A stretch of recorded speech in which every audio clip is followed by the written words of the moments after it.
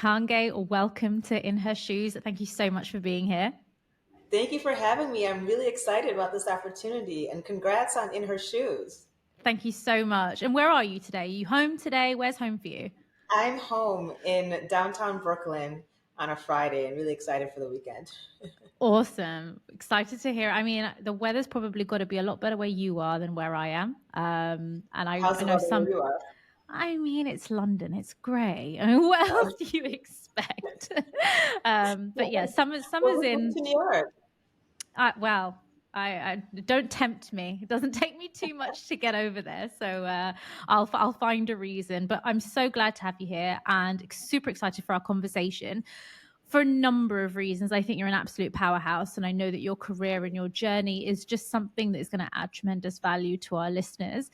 And so, to start the conversation, I really want to go back and to the early years of Kange, because I actually think that's probably the genesis of Yes. all of your history, and it will start the thread to explain where you are today. So, when young Kange thought about success, what did that mean at a young age for you?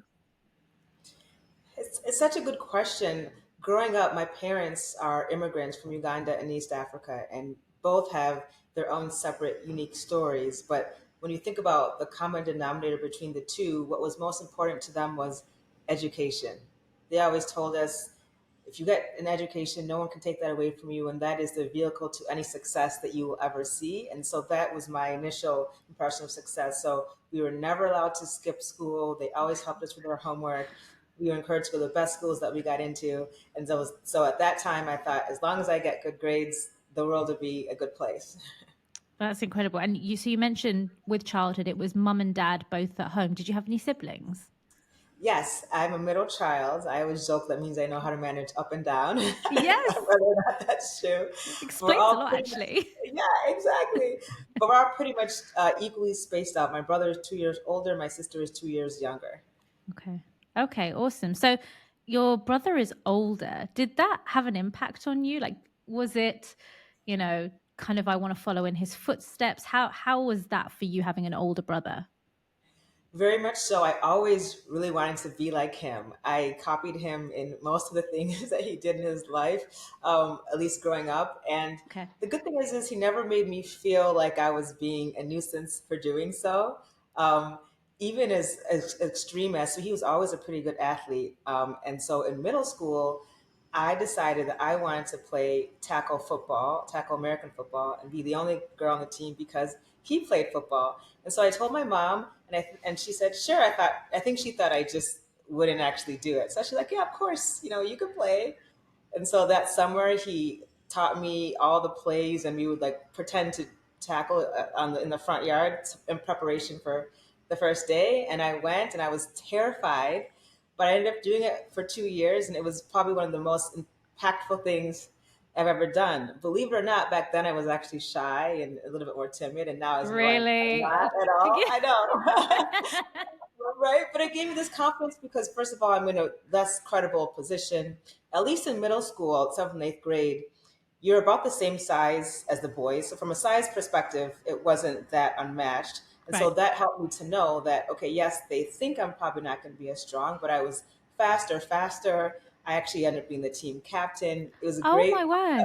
experience, yes. Look at Then when we got to high you. school, I know. Then when I got to high school, my mom was like, okay, enough's enough, because I was still my size, which was 5'2", 120 pounds. And she's like, you're not doing it. I said, okay, I agree. I think, there's a point where I'll be injured. But yeah, those 2 years were amazing. But again, the impetus for doing it was because my brother was a good football player.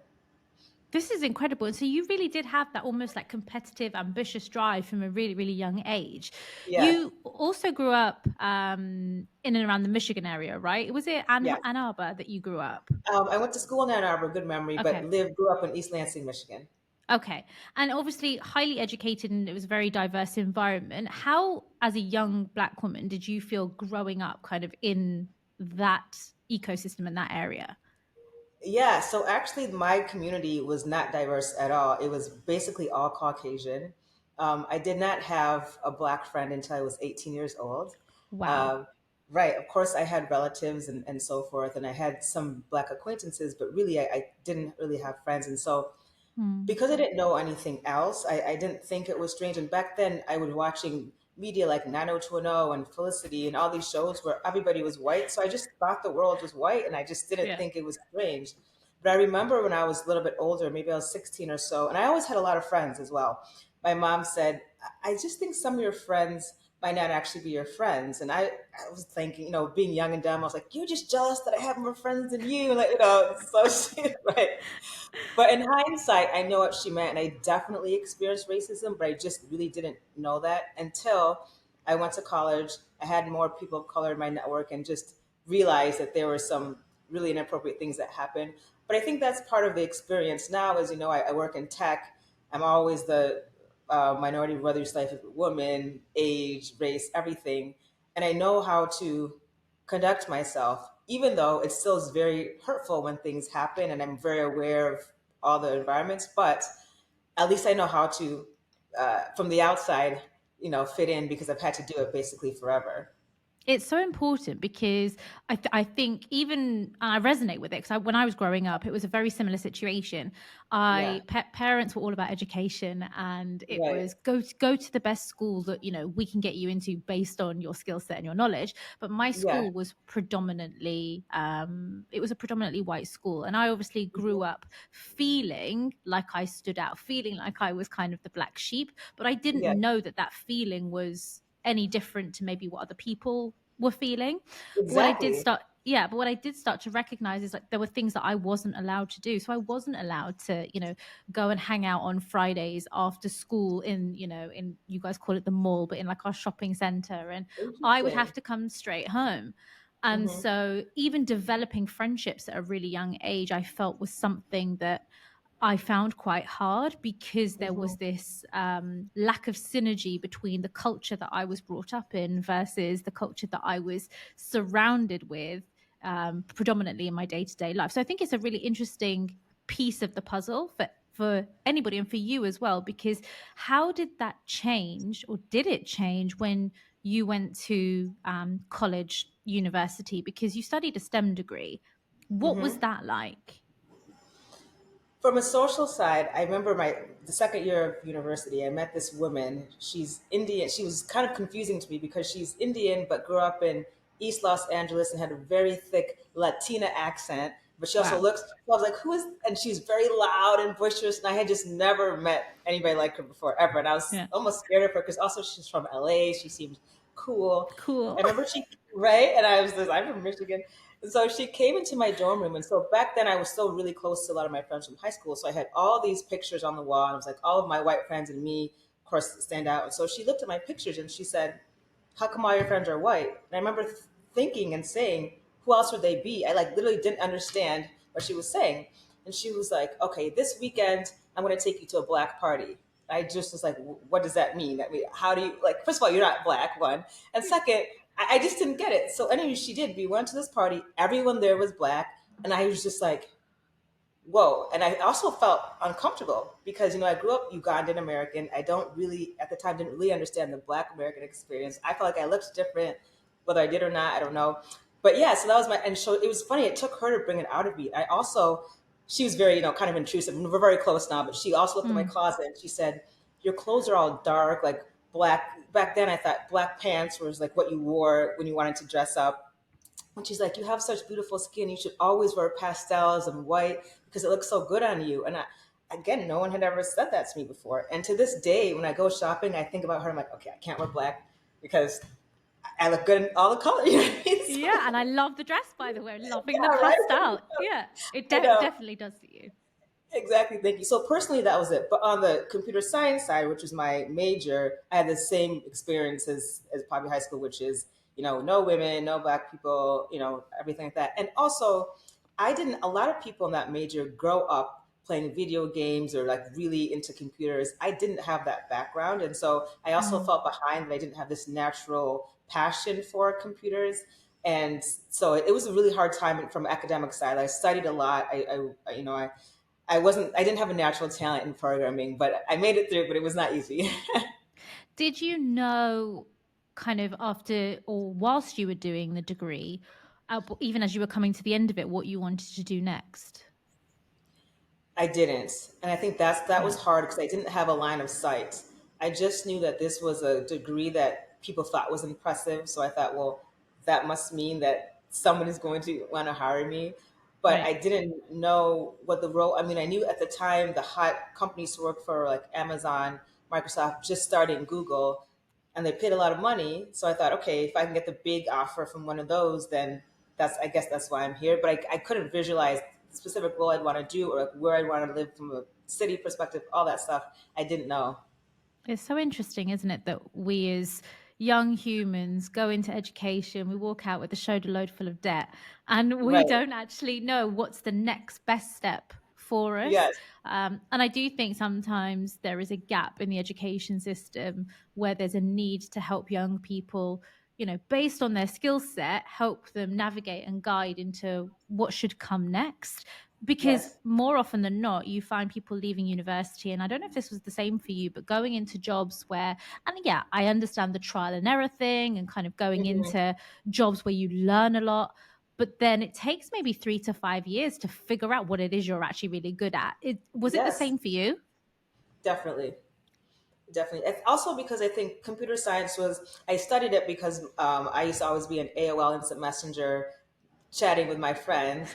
My dad, yeah, my dad mistook that for me being fascinated by computers, and he Yeah. suggested, "Why don't you study computer science?" And I didn't know what it was, and so I did it. And so because I stumbled upon the major, I didn't like I didn't know what to want to do because the reason I picked it wasn't because of the fact that I loved it, and I think that inspired the fact that I was lost. Well, hats off to both you and your dad, because there was a lot of foresight there. Having Yeah. having done a STEM degree, even today, right? There's obviously not enough women in STEM, so it was definitely a worthwhile achievement. So you worked both as an external and internal consultant before and after Hmm. getting your MBA. What was Yes. your transition like going in house at SAP? Um, Interesting. So I came to SAP after getting MBA, Yeah. and in school I had heard about internal consulting as a function, and I thought, okay, I've done external consulting. One thing that would be great is that your client is the company that you work for. So I thought that would be more fulfilling, but it still had the dynamic nature of doing project to project. So that was the reason why that was on my mind. But from what I understood, to get into those roles, first of all, those teams are typically pretty small. They usually report to the CEO or someone very senior. And then usually your background had to be working for specific firms like Bain, McKinsey, BCG, or have worked at the company for a very long time. I didn't have either of those backgrounds. But I Hmm. joined SAP in a rotational program, and they allowed us to have a wild card rotation where you could kind of pick where you want to go in the company, and you were free labor because your salary is being paid for by the rotational program. So in hindsight, it's super embarrassing that I did this, but I wrote this really, really long email to the chief strategy officer and said, "This is who I am. This is programming. I want to work from you." And I thought he would just be like, "Yes," but he wrote back. He said he'd have a call me, but then on the call he said, "Are you qualified to work on my team?"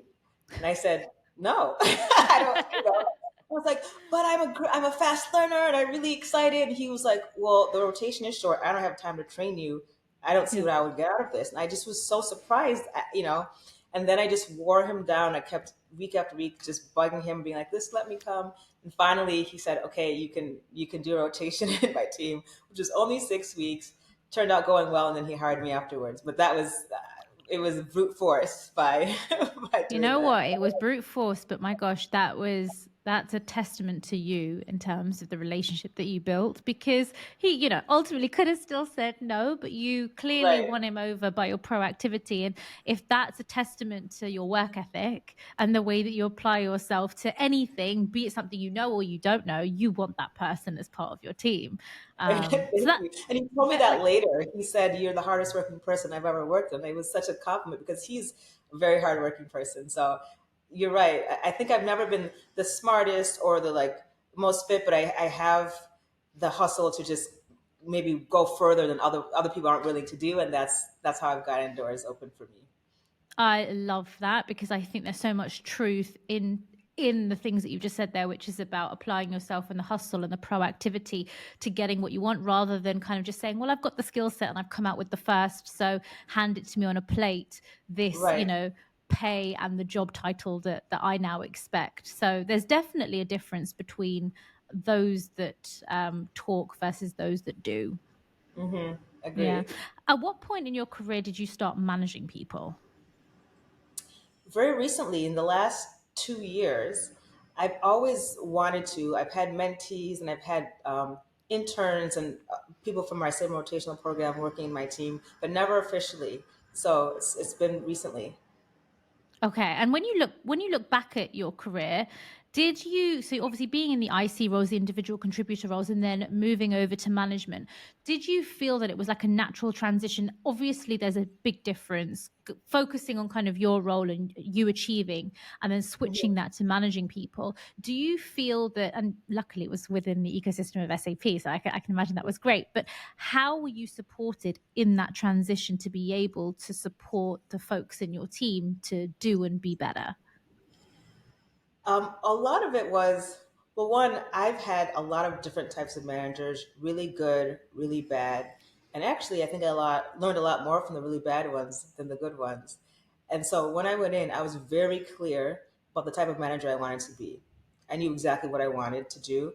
Um, and so that helped me because I didn't Mm. feel like I needed to, not, you can always get better, but I knew the things that I valued. And so with that, then I used the tools SAP had just on top of it. They help you with things like, how do you consider how to rank your team from performance side, right? You just have one budget and nobody can get the same. And that kind of stuff is hard to think about, especially like when you have a team like I do, which is very strong. So those types of skills they helped you with, more like the tactical managing skills. But in terms of the soft skills and how to do it, I feel that my past experiences taught me that. And it's an accumulation of trying to optimize all those observations.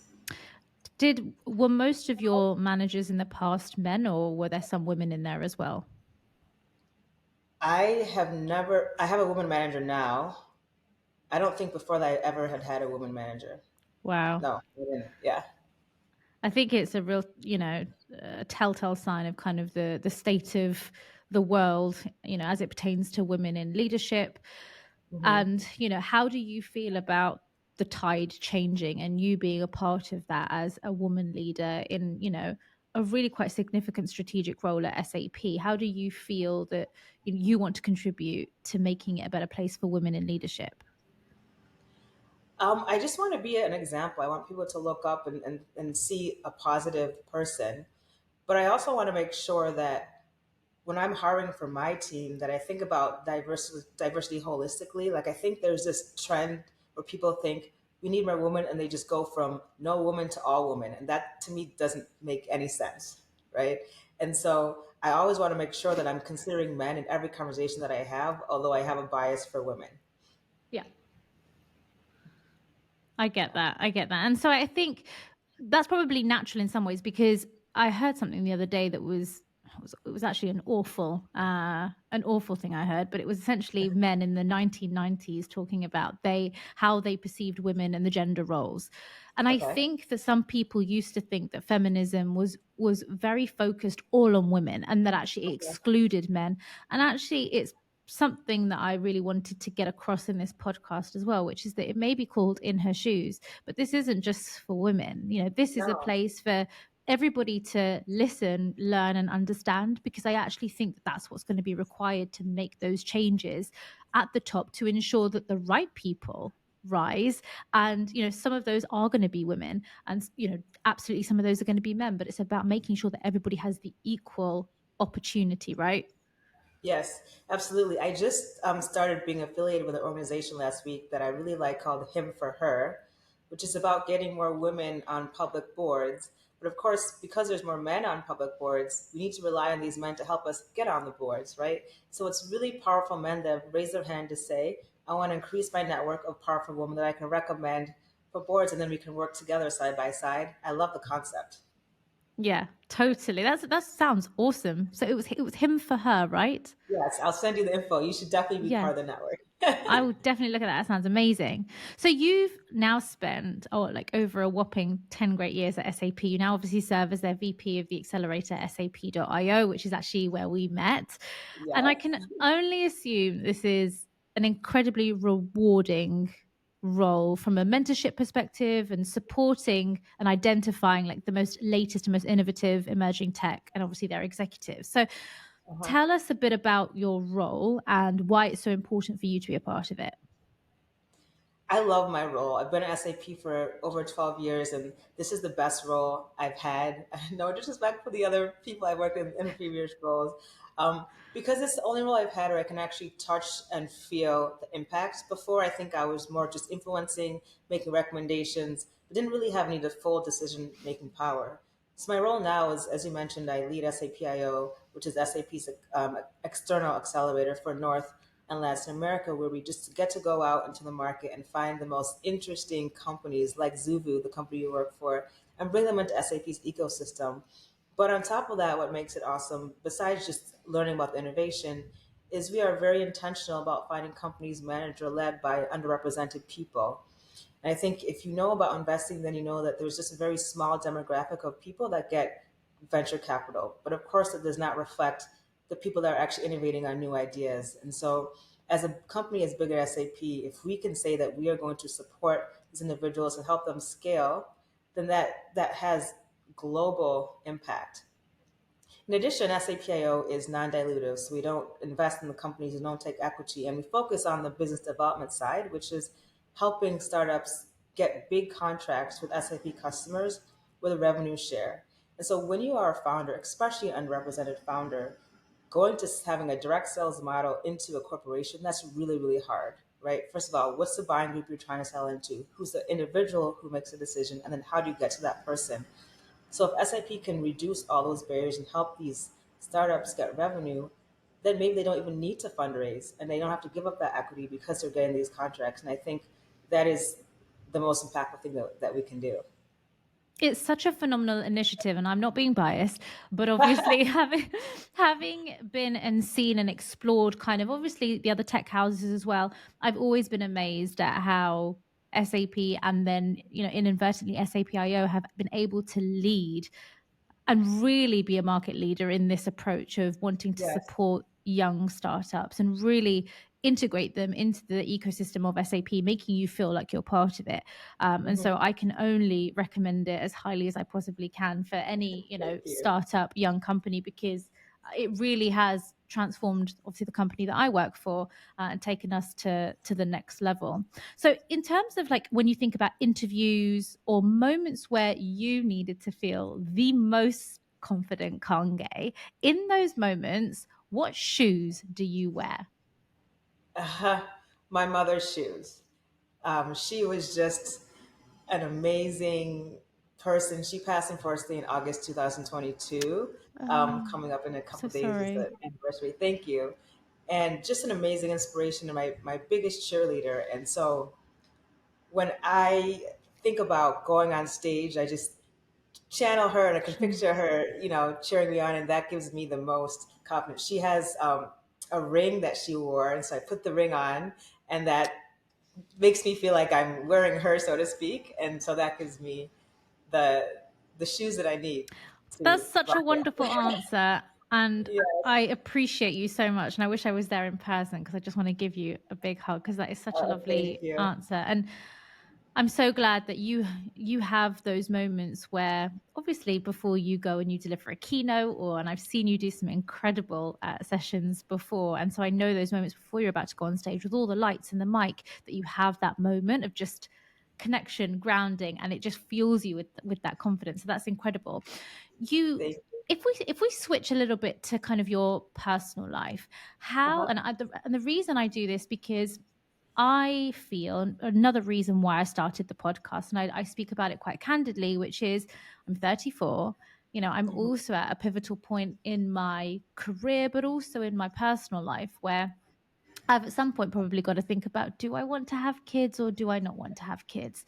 And Mhm. I was actually having a conversation this morning with she's actually going to be an up and coming guest on the show, Okay. and she built her career in the UK and then actually went on to work for one of the largest investment banks in America, now lives in Arizona and is just an absolute powerhouse. But I said the same to her, and she said to me, it's so interesting, isn't it, that obviously at this point, this most pivotal point in women's careers, where they have the opportunity and they're ready to kind of make that hockey stick moment, that they have Yes. to think about, do they want to take a step back Right. and slow down and have children, because men unfortunately don't have to think about those things.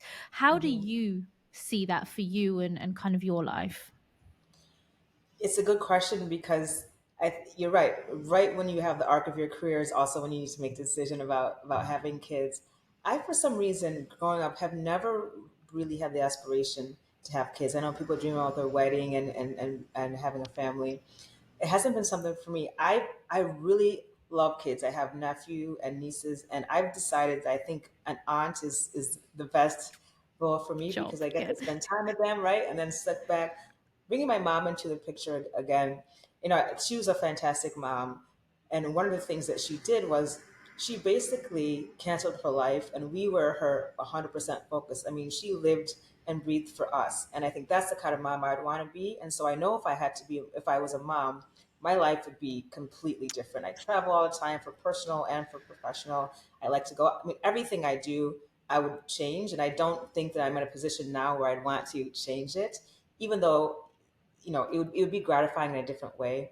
Secondly, I've never really had aspirations of wanting to be pregnant, so I would definitely adopt if I decide to have kids because Wow. I think that would be a good fit for me.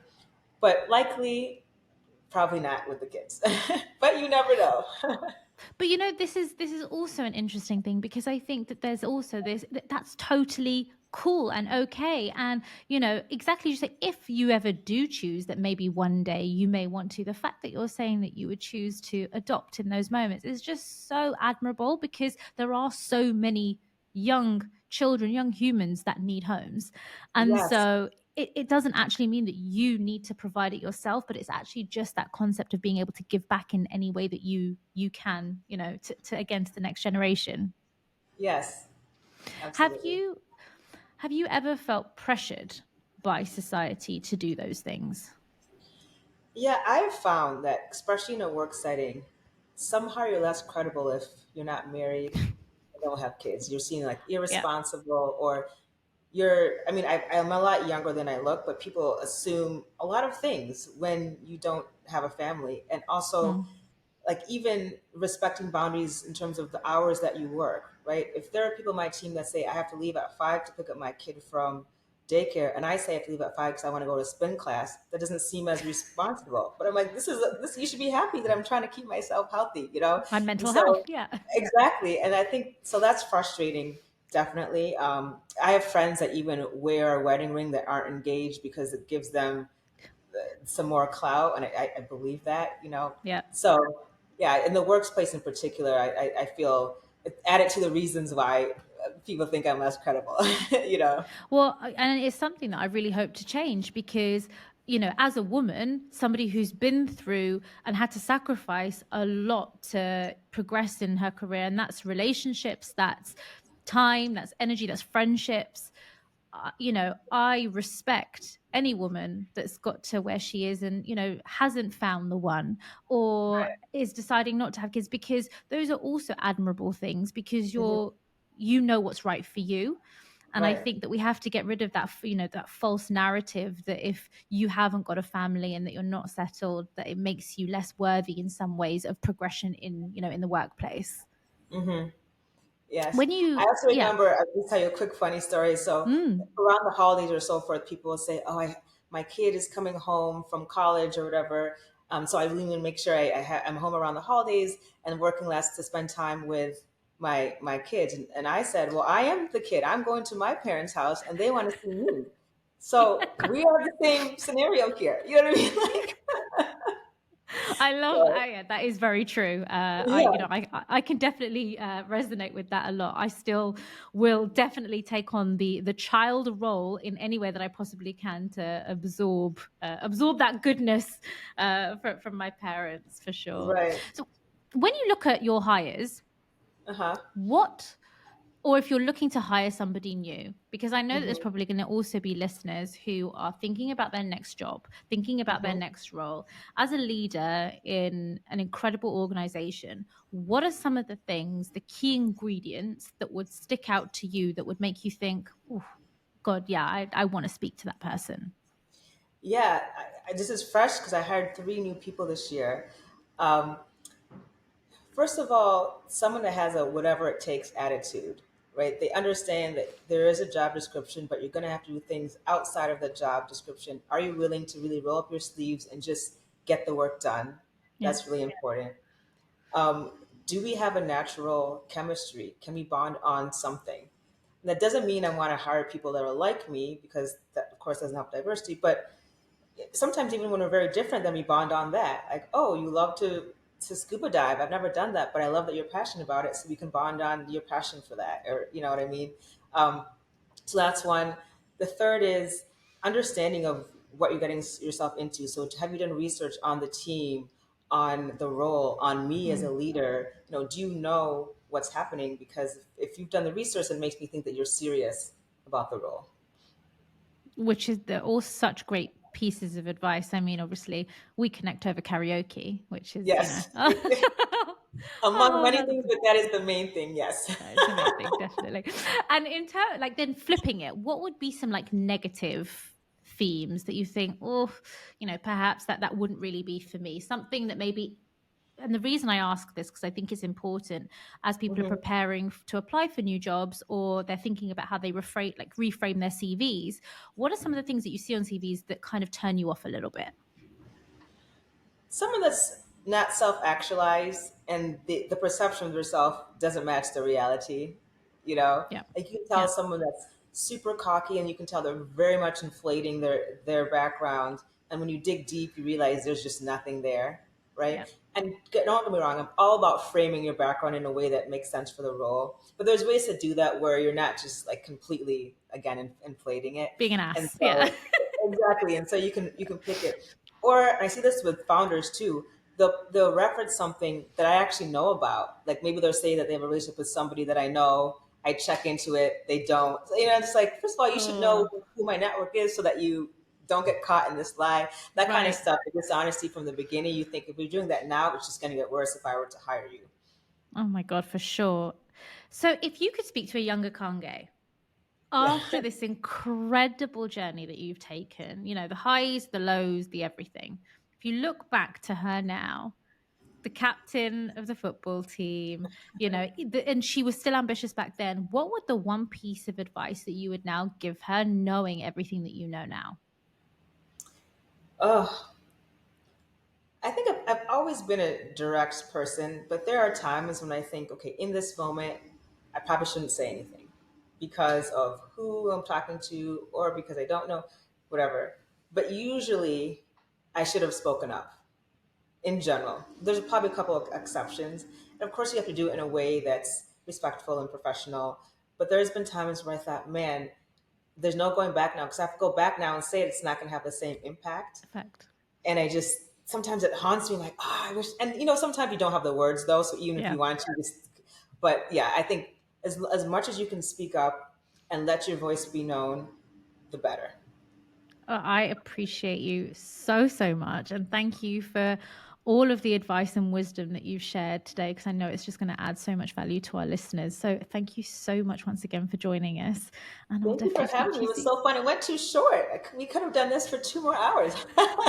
But we can talk forever. I mean, if we were together, we'd be now going to sing Mariah Carey in K Town. So